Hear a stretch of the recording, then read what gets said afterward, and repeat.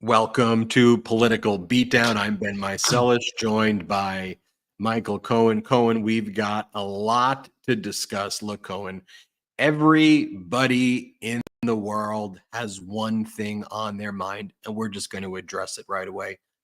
The motion to vacate being tabled in the House of Representatives yesterday. I know everybody wants to hear your perspective on that. What is Cohen thinking about the motion to vacate that Marjorie Taylor Greene introduced? And I said, look, here on Political Beatdown, you're going to hear from Cohen directly about the motion to vacate. So don't. I'm sorry if Let me ask you a question. You know, I really don't feel much like a beatdown. You know what I feel like is I'm looking at myself now. I feel like almost like Mr. Rogers. You know, you do have a Mr. Rogers. So do I Mr. not? Rogers, how are I was walking around the streets in New York like this. No wonder people were giving me like weird looks. Yeah, you know, it's PBS Cohen right now on MTN. Cohen, hey, Ben, or should I say Mr. Rogers? While you were walking the streets of New York, I hear just fortuitously you cross paths with Michael Popak of all people. I did. It was absolutely incredible. We were walking on Park, and not too far from my place. And lo and behold, yes, I did lose more weight. Thank you very much for noticing. And all of a sudden, I turn around and I see Popak just standing there, and look, I've never met him before, so I was almost like, or he goes, "Hey, Michael, it's me, Popak," and I was like, "I thought so, but it's like, I didn't, I wasn't just going to come." So he was like, "Yeah," he goes, "Let's take a photo and send it to Ben," and I was like, "What are you doing in New York?" And he starts to give me the thing and blah blah blah. So, yeah, it was great to finally meet him. Spoken to him obviously before, but first time in ever meeting him face to face. So, Cohen, you're losing a lot of weight. You look like Mr. Rogers. I want to ask you though, in all seriousness though, I know on a self-imposed basis, you're not talking about whatever, but we do want to know, how are you? I like the Mr. Rogers. Like, we do want to know how are you feeling? How are you doing? I mean, are you able to occupy your mind with anything else? Like, how is Michael Cohen the person right now? Yeah. How am I doing? I can't wait for everything to be over so that I can try to figure out my life. My life is technically almost like on hold. And the problem is there's a lot of anxiety that gets built into something like this. This isn't like a deposition for a lawsuit or anything. I mean, this is this is significant, and it's very hard, to keep food down, and the anxiety, is rough. But one thing that I will share with the brigaders is that the expectation is next week that I'm on. And I'm kind of looking forward to it because, again, can't be finished with something unless you start it, right? It's kind of like an entrepreneurial mindset. You can't be in it unless you're willing to get in it. And so there we go. Sooner this thing starts, the sooner this thing finishes. And that way I can, this too shall pass. Well said. Cohen, I just want to let you know that that we as the Midas Mighty, the Beatdown Brigaders, are here for you. We're of course concerned about the weight loss. We do like that your mind has been focused though on, what's the game that you've been playing a lot lately? Candy Crush. Candy Crush. That you've now gone now on your TikToks. You talk about Candy Crush and books that you're reading, and so. As thrilling as that is, I don't check them out. So talk about funny is, I do this TikTok, at like 10 p.m. every night. And I started doing this not to create a show that could rival the Beatdown Brigade, though I got to be very honest with you, it gets a pretty good size audience. and it's just another platform. But what it does for me is it gives me the opportunity to do something when I can't sleep and I can't watch any more television, meaning I can't watch all the streaming shows. I've seen them all. I mean, I've seen everything. And we ask all our friends, hey, what are you watching? You got anything good? And then, of course, you binge on it because I have lots of free time on my hands. And so I started to, well, yesterday I was wearing my mea culpa Mar-a-Lardo Correctional Facility shirt. You have one of those, Ben. Well, let's just say, like here, we have folks that are not brigaders. They are anti-brigaders, as I do trolls on my Michael Cohen TikTok live show. And they started taking photo shots of it, recording it, and they send it into Fox. They send it into, everybody across the board, as if I didn't know that they were going to be watching. The hell do I give a shit? It's my shirt. We made it over a year ago, right? When did we make that shirt? Around the time that we started here, Beatdown, right? Yeah. Probably like two Februaries ago. So I said, yeah, there you go. It's part of the Mea Culpa Midas Touch Network merchandise. And if you like it, it's very soft. It's very comfy. And a lot of people are taking exception to that shirt. And I said, I don't care. It's my shirt. Right. Would you take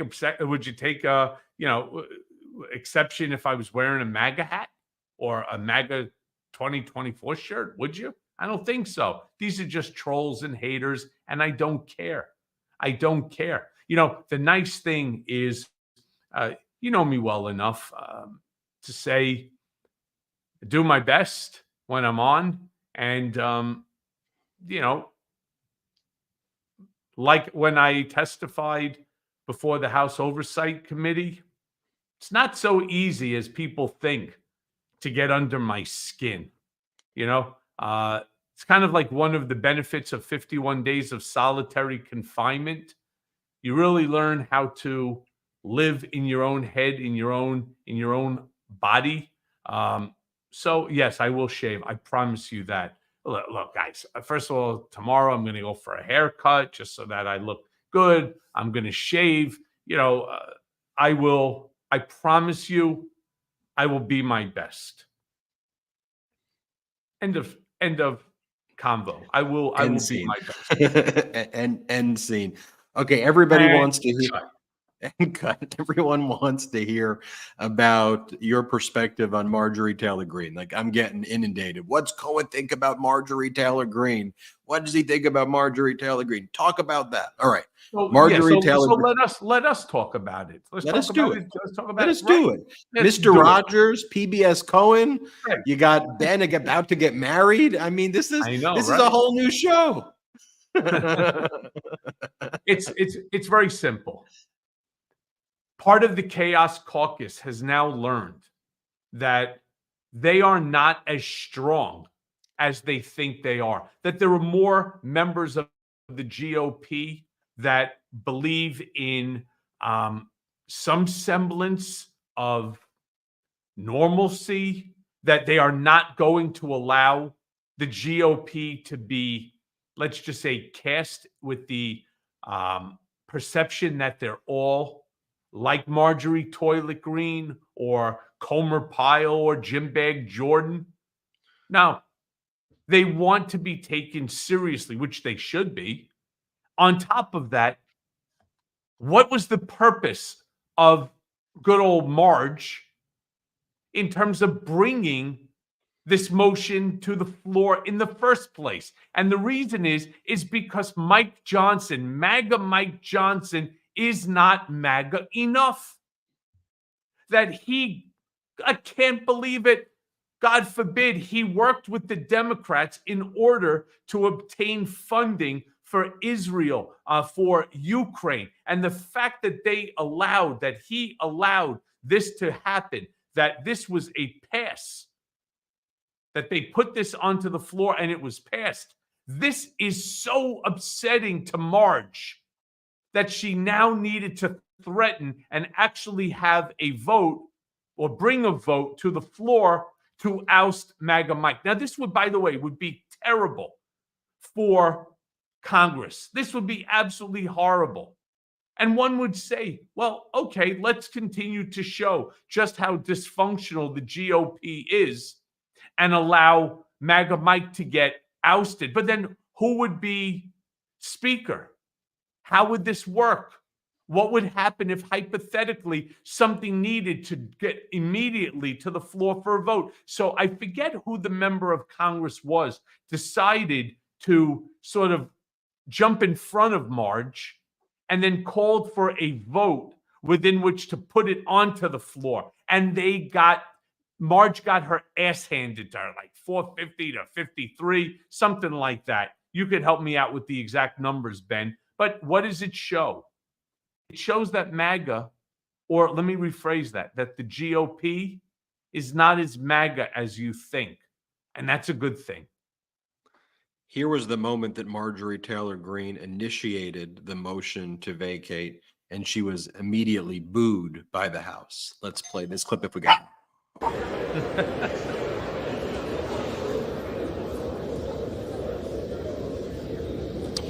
For what purpose does the gentlewoman from Georgia seek recognition? Mr. Speaker, pursuant to Clause 2A1 of Rule 9, I seek recognition to give notice of my intent to raise a question of the privileges of the House. The form of the resolution is as follows: declaring the office of Speaker of the House of Representatives to be vacant.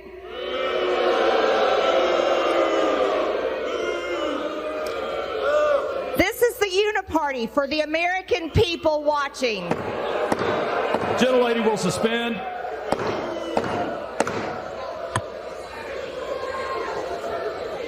Order. Order. You know, Cohen, I forget who it is. There's like this kind of radical preacher-esque person who would go to these college campuses. I would see it on TikTok, and she would go to these campuses and she would say like all of these things about like sex, and she would and it was kind of like the rantings and ravings of kind of someone who had some actual serious issues. But then the college students would start to gather and they would watch it. And so when this lady was like saying all of these things, the college kids would go, yeah, and they would build a whole crowd, and they would cheer for the person ranting and raving. And that's kind of what it was like with Marjorie Taylor Greene on the House floor. Like, here she is, basically trying to attack Hakeem Jeffries, the Democratic leader, but then everyone was like, let's go, yeah. It was kind of a funny moment. Here, let me show you. Can I say, before we jump into the video, watching her speak, I feel like I've become stupider. Like, I feel like my IQ, my intelligence diminishes when I watch her. There's something about her that, and I can't put my exact finger on it, but I feel when I listen to her, I just get dumb. Well, here's this one. Your IQ. Oh no, that means I'm going to lose more brain cells. Here, play it. In a recent interview, Minority Leader Hakeem Jeffries said, even though we're in the minority, we effectively have been governing as if we were in the majority.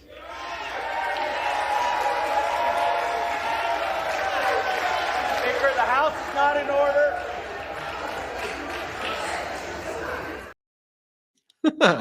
I want to talk about that, Cohen. We've got a lot else that you and I need to discuss, but let's just take our first quick ad break of the show. Did you know that your temperature at night can have one of the greatest impacts on your sleep quality? Look, I know about sleep quality because I'm sleep deprived. But if you wake up too hot or too cold, I highly recommend that you check out Miracle Made's bed sheets. It's inspired by NASA. Miracle Made uses silver-infused fabrics and makes temperature-regulating bedding so that you can sleep at the perfect temperature all night long. Using silver-infused fabrics inspired by NASA, Miracle Made sheets are thermoregulating, and they're designed to keep you at the perfect temperature all night long, so you get better sleep every night. These sheets are infused with silver that prevent up to 99.7% of bacterial growth, leaving them to stay cleaner and fresh 3 times longer than other sheets. I mean, no more gross odors. You see, Miracle sheets are luxuriously comfortable without the high price tag of other luxury brands, and they feel as nice, if not nicer, than sheets used by some 5-star hotels. Stop sleeping on bacteria. Bacteria can clog your pores, causing breakouts and worse, acne. So sleep clean with Miracle. Go to trymiracle.com/beat and try Miracle Made sheets today. And whether you're buying them for yourself or as a gift for a loved one, if you order today, you can save over 40%. And if you use our promo BEAT, that's BEAT, at checkout, you'll get 3 free towels and save an extra 20%. Miracle is so confident in their product, it's backed by a 30-day money-back guarantee. So if you aren't 100% satisfied, well, you'll get a full refund. So upgrade your sleep with Miracle Made. Go to trymiracle.com/beat and use the code BEAT to claim your free 3-piece towel set and save over 40%. Again, that's trymiracle.com/beat to treat yourself. And thank you, Miracle Made, for sponsoring this episode. So we were talking about Marjorie Taylor Greene on the House floor. She brought this motion to vacate. Then there was a motion to table that was brought, and her motion to vacate was immediately ended by this motion to table. Like the whole thing happened within what, like 20 minutes to an hour. That's how quick it went down. But she's up there saying things like that.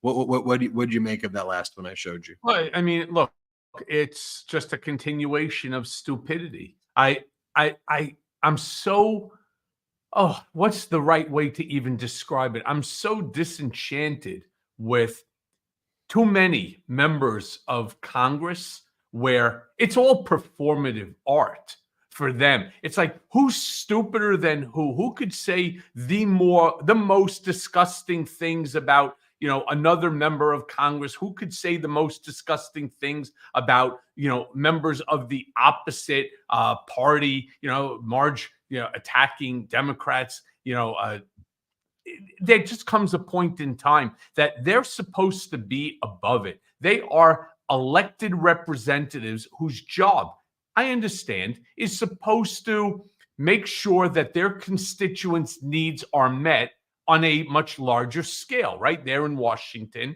and so on. But I'll tell you what they're not supposed to do. They're not supposed to hope that America burns itself down. They're not supposed to hope that another democracy, an ally of America, right, should end up losing funding for military ammunitions, especially while there's a war going on. And then worse than that, you have the craziest stuff coming out of people's mouths, like RFK Jr. What the fuck? We're talking about he's got a brain worm that died in his head. And I mean, what the fuck? And this guy wants to run as a third-party candidate for president? I mean, what are we talking about here? My God, what we all need to wake up. We need to wake up today and turn around and say, Ben, I'm going to take your words from you. We need people in Washington who are compassionate, who have empathy for others, who don't care what your party affiliation is, that they want to see America continue on its glorious path, plain and simple. But that's not what we're at. Again, it's who could be the most vile. And look, it's not that difficult. It's like being a 5th grader again, right? Playing on the swings and having something to say about another kid in the class. I mean, for God's sakes. But then they come up with more and more crazy, crazy shit. I thought I would never see anything more vile than when members of Congress were wearing AR-15 lapel pins. It, to me, was one of the most vile things that I can see, especially in light of the fact that there was so many things that were going on with children in school shootings and so on, and they're wearing AR-15 pins. Vile isn't even the word. But then, just when you thought things couldn't get worse, way to go, Moscow, Marge, right? Marjorie Taylor Greene, right up there again. But I will turn around and I will give a round of applause, all right? An absolute round of applause to those members of Congress, Republican, Democrat, Independent, that booed the shit out of her and showed her the door. You know, the MAGA Republicans took one of their major congressional delegations to the Washington, D.C. jail to play games and sing songs with the J6 insurrectionists. That was what they did with a congressional delegation. Like normally congressional delegations go to other democracies abroad or fledgling democracies to discuss freedom and teach American values or share wisdom. You know, that's what we normally see with congressional delegations, right? You roll out the red carpet. The big one from the House of Representatives run by this current MAGA Republican Congress was going to the jails and speaking with the J6ers who like attacked police officers and engaged in real violent criminal acts. And, you know, people died. Police officers died. They were trying to pull out a police officer's eyeball with their fingers. That's how crazy things got. And this is who they want to protect. Can I just go back for a quick second to RFK? You know that I've had RFK Jr. on my podcast and, you know, on Mea Culpa. And I got to tell you, that conversation with him, that hour-long conversation was batshit crazy. And again, I never thought I would hear, okay, I understand there are people that don't believe in vaccination. Why? I don't know. Right? But they have their beliefs. And while I don't respect it, I accept it. Right? I acknowledge that they do. But this with the worms, and then all of a sudden I start reading in different places that he believes that mercury poisoning has caused the growth or the existence of a worm in his brain that somehow managed to die, right? I'm not sure what killed it, but he had this worm in his brain. Now, look, I also did a little bit more research on mercury poisoning, and I'm not aware that mercury poisoning actually causes the growth of a maggot in your brain. In fact, one of the things we do know about mercury poisoning, assuming that it's true that he actually has mercury poisoning, and I have no reason to suspect anybody that eats a lot of sushi, especially raw tuna, your mercury levels go up. That's true. Do you know what? Hey, Ben, do you know what one of the consequences of mercury poisoning is? Tell me. Mad Hatter's disease. Mad Hatter's disease, like in Alice in Wonderland, is where you actually go nuts. And that is an actual side effect of mercury poisoning. When did you interview him? I remember you did it, but yeah, about 10 months ago, I believe. Yeah. But this whole nonsense about, you know, that mercury poisoning creates, you know, maggots to grow inside your brain. I don't know. I tried to do not a little research. I tried to do quite a bit of research and have not been able to find that one. Here's CNN when they were discussing the RFK news that he has worms in his brains. Here's how they describe it. I'd like to see the x-rays of that, or the MRI, the CAT scan, the PET scan, whatever. I'd like to see it. Let's play it. I just ask you guys one more thing. The New York Times, and this has nothing to do with, well, it has to do with the presidential election, has just come out with this extraordinary, bizarre article on RFK. And they're reporting that doctors, in a deposition, that RFK said doctors found a worm in his brain that had eaten part of his brain and then died there. I mean, you laugh, but I mean, what might this mean? I mean, what might this mean to an election, to hearing that he said this in a deposition? It probably means, and one of the things that I tell my clients all the time is try not to go into depositions high. That's usually what I would suggest. And that would be my words of wisdom. I have political issues with RFK, but this is just a little bit beyond my pale of expertise. I mean, if that's true, if a worm ate his brain, which is mind-blowing on so many levels. I mean, everybody's talking about the cognitive, capabilities of Biden, the cognitive capabilities of Donald Trump. How did the worm get there? I just have a lot of questions. Right. I mean, that's one of those times where, as a comms person, you kind of deflect and say, how about them Rangers? I mean, you just deflect and you go to something else, right? I don't even know how to answer something like that. So. I had to bring it up because. Yeah, I mean, just some really weird stuff. If you're not gonna laugh, you got to cry. And this guy wants to run as a third-party candidate for the presidency. Well, there you have it. I thought I've seen everything in my entire life. Got to give the old two-finger salute, though. By the way, and I hate to do it again, but it's got to go to Marjorie Taylor Greene for just being an absolute asshole. I cannot imagine anybody right now that deserves it more than her. So Moscow Marge, to you. Well, Cohen, we're going to end the episode early today. I know that we want you to be restful. Why don't if I can ask you to do me a favor as I jump off, I'd love for you to explain to the brigaders without me so that there's no violations could be claimed or anything as to what we're going to be doing here on Beatdown over the course of the next week or so. That would make my life very easy. Sounds good. I'll let you sign off, Cohen. Appreciate you. Each and every one of our brigaders. I love you all. All right. Thank you for all the support. I'm going to need it. Prayers is all I ask for. Just lots and lots of prayers and lots of strength. Prayers for strength. Well, you have all of that from us here at the Political Beatdown community and the Midas Touch community. Thank you, Michael Cohen. There it is, the Mea Culpa Blue right there. Mea Culpa Blue podcast, wherever audio podcasts are available. Check out Mea Culpa Blue. As you probably know, a few things.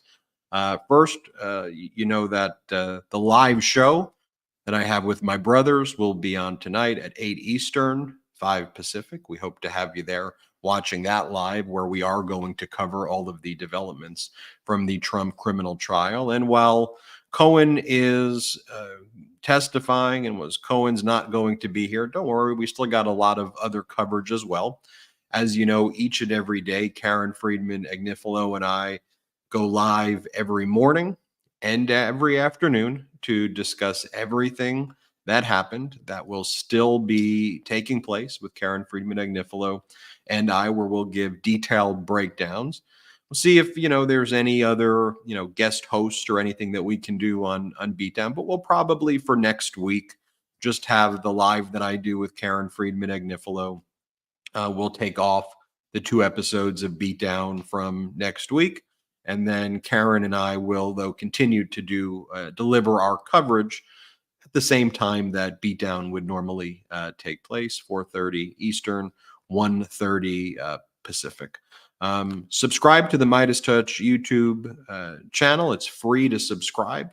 So hit the subscribe button. You may also want to check out patreon.com/political beatdown, patreon.com/political beatdown. Once more, patreon.com/political beatdown. Want to thank all of the brigaders for sharing their support and their love with Michael Cohen. And we'll leave it at that. Big developments to discuss.